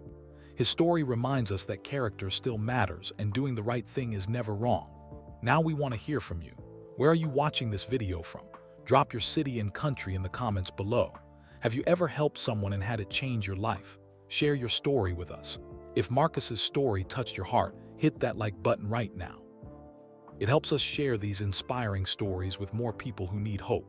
And don't forget to subscribe to our channel and turn on notifications so you never miss another story about kindness, courage, and people doing the right thing. Remember, every act of kindness creates ripples. You have the power to change someone's life today.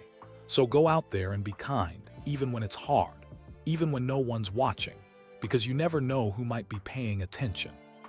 Click on the video appearing on your screen right now to watch another incredible true story that will inspire you. Thanks for watching, and keep spreading kindness everywhere you go.